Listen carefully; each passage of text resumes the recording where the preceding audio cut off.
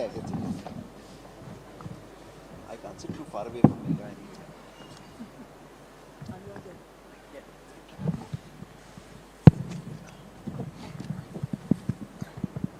Hello, everybody, and this is going to be an exciting session. This is Next in Business Entrepreneurship. What is it that the world is looking at when it comes to the new experiences, the trends that at this point of time are in focus? And it's important to note over here that there are 3 disruptors in their respective markets, in their respective industries, that have brought about this massive change, pioneering the very basis on which their industries have then followed them. They have led the path in the truest form. Let me quickly introduce you to all of them. On the next forum with me is Mr. Varun Chaudhary. He's the Managing Director of Chaudhary Group Corp Global and CG Corp Hospitality Holdings. I also have with me Mr. Sabbas, and Mr. Sabbas Joseph is the co-founder and director of Wishcraft Group. On the right-hand side is Dr. Anurag Batra, chairman and editor-in-chief of Business World, is BW Business World. So, what is it that these gentlemen have done that have disrupted the market? Let's take a look at Varun Chaudhary. Varun, you started off young and you got into the industry head on. And the one key feature that brought about this transformation in the company and put it in the global map was the YY noodles. And that was the brainchild of you, right? And here Sabbas is, this particular event at this point in time is on the strong shoulders of Sabbas's Wishcraft Group. He is well known for his huge events that have been massive successes, whether it is IFA, whether we talk about Filmfare, we talk about Femina. So those are brands that he has built from the scratch and are now renowned across the globe.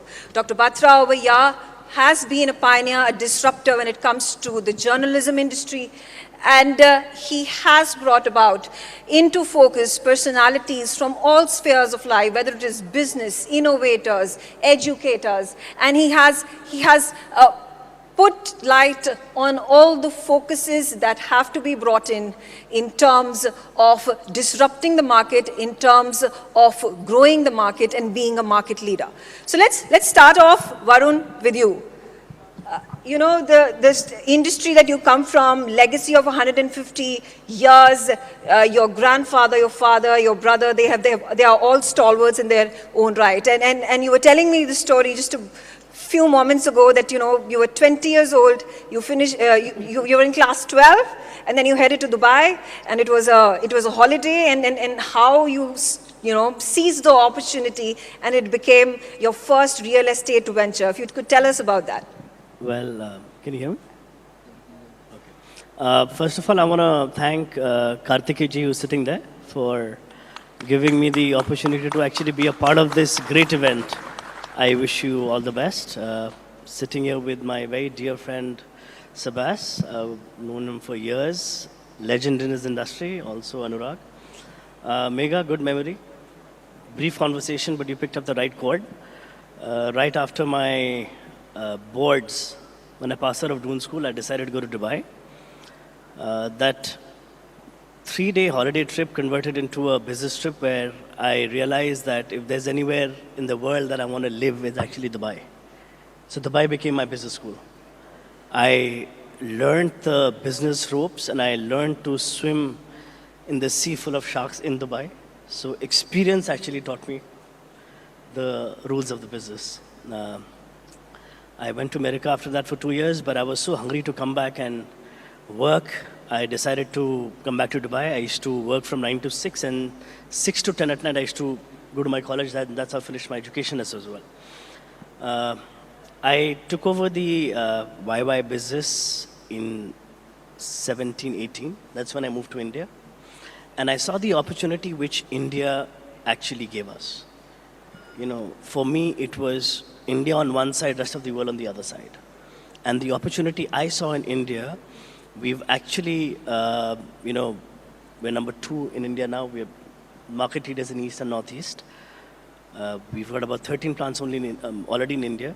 And from India, we've already grown out to 50 different countries. So we are in Kazakhstan, Serbia, Bangladesh, now in Egypt. It's actually the whole thesis of being at the right time, at the right place. And I feel that the India story has just begun. And I'm happy to be a part of this wave. I'm happy to ride this wave, and I'm hoping to do much more than we've also just started to do. So that's the little bit of the YY story, and also just to add 2 bits to it, YY is actually a brand which is built by the college and the boarding school kids.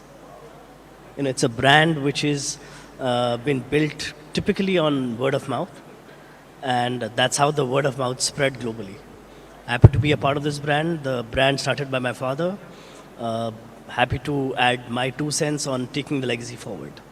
Thank you. Absolutely. A round of applause for Varun. And Sabbas, your story is very interesting as well. From a journalist to the owner of the biggest event management company. Tell us about how did you create the brands? What was the idea behind it? And how were you able to disrupt the market in such a massive way? First, good evening, everybody, and you've been really an awesome audience to be here, despite the exciting things in the city. And I hope that together we can add some excitement to your lives today. Thank you, Karthik, and thank you, NewsX team. I think you've really disrupted the space of conferences today. And I think the best acknowledgement came from the Honorable Prime Minister to all of you for what you put together. And thank you and congratulations. I was a journalist a few decades ago. And it seems like an ancient story because I started very, very young. But having said that, went out to interview 2 of my friends who weren't my friends at that point, just to do a story, which I didn't really want to do. They were opening a nightclub in Mumbai, and their friends wanted me to promote it. I went there with great reluctance, but ended up building a friendship and a bond. The 3 of us went on to start Wizcraft in 1988, more for fun, to be able to create something that would give us happiness, while each of us continued our regular work. So in our moonlighting, we ended up discovering an industry. So we weren't really disruptors, but probably the creators or the harbingers or the first movers of what became an industry. So when we started in 1988, there was no event management company in India. And it took years for us to explain to everybody what event management was all about. Of course, it took over our lives. And event management came into really what it was when we did things like the Michael Jackson show, when Mr. Bachchan did Miss World. And for the years that we worked with the Times of India group and developed the Filmfare and Femina Awards. That was the staple diet. Till one day in 2000, we decided to create the IFA Awards and say, with this, we're going to take India to the world, Indian cinema to the world. So I think your disruption idea is a story that really makes things happen, changes the way people think, and changes the way the rivers itself flow. So today, 25 years later, in a week from now, we will be celebrating the 25 years of IFA. And the IFA Awards in the last 25 years have traveled across 14 countries. Jaipur would be the 19th city, unique city, and it would be for the first time really that a full-fledged IFA weekend and IFA Awards would be happening in India, 3.5 hours away from this city. So it's really something that we're very happy about, to be celebrating IFA in India and telling the world India is ready for you. Come visit and be part of the India story. Absolutely, that's a fantastic success story, and more power to you, more power to Wizcraft. I also have with me Dr. Batra. Let's understand from you, Dr. Batra, how did the story of BW Business World start? Megha, first of all, congratulations to Mr. Karthikeya Sharma and the ITV group for putting this together. I did have a conversation with Mr. Sharma more than 10 years back, more like 11, where he discussed this idea. And look at the way it has fanned out. I saw online what the Prime Minister said. So clearly, as my friend Sabbas says, that the scale at which this has been done, executed, is really fantastic, and I'm sure it'll only grow bigger and bigger. Now, I just want to say, first of all, I feel I have a long way to go. I am a lot of work in progress, and I say it with absolute honesty and humility. I just want to say three things. I have a lot of work to do in BW Business World. I read this book about 6 weeks back, and it's called Fluke by Dr. Brian Klass, Klass. And it says basically we give too much credit to ourselves for our success. We should take all the blame for our failures. But success happens because of random things. And the moment I read about that, I said, that's so true. And so, first of all, I believe I am a lot of work in progress. There's a lot to do. Second, I believe everything happens because God has a plan, serendipity, coincidence, chance, whatever you want to say. Because there are a lot of things that we work on, they don't happen. Some things we put very little effort and it happens. So there is something in the universe. And I really believe that. And you know, my friend Mr. Sharma knows that I do believe there are stalwarts in the domain. Mr. Ravi is there, Mr. Shankar Sharma is there, Mr. Ashish Chauhan is there, Mr. Cherian is there. I really have a long way to go. But I do want to say that there are three rules for business that I think. One is there is a late mover advantage in everything. We used to talk about a first mover advantage. I think in any business, if you start late, you don't have to spend the money that the pioneer has spent, at least in failures, because you're making the market. I mean, Sabbas is truly a pioneer, building IFA and the experiential domain. IFA is an IP that is possibly the biggest IP India has in every aspect. And hopefully this year, for the first time, Sabbas will invite me to IFA, so I'm sure I will show up this year. And my family has already made demands on passes, so I'm glad I met you, so I will talk to you off stage. So first thing I'm saying is serendipity rules. Second thing I'm saying is clearly you have to look at things differently. Even if you're a late mover, you're not the first mover, there's a first mover advantage. Second, you have to learn from other industries. A lot of what is happening in other domains is relevant. For example, I keep thinking, before Business World, I was lucky enough to do exchange for media, right? And I keep talking to Naval, who's my partner, that Naval, we knew all brands, but we couldn't build an e-commerce business because we never thought about it. We did content much ahead of everyone, but we didn't think of a podcasting platform. So clearly, if we had observed other industries, we would have. So first is, being late in any business can be good, because it saves you the cost. Second is, you learn from other businesses. Third, you're always a work in progress. Fourth, no business is unimpacted by technology. We're talking of AI. Media business is truly impacted by technology. Today, there are technology companies which do content. X is an example, Meta is another. In our business, the way content is being created will change. You know that there are AI anchors, there are bots. I heard Ravi sir talking about future of money, so I won't give away. But he was talking to someone and talking about bots. Last thing I want to say, the more the digital grows, the value of human touch, face-to-face. I mean, we could have done this on Zoom or on television. But the fact is, we are doing it Bharat Mandapam. The Prime Minister came, we all are there. The value of human touch will grow. So the more digital grows, the value of human touch grows. And last point, the world will belong to super specialists. And I want to give you an example from content. We are starting in Exchange for Media a new marketing tech website, a community, we don't call it a website.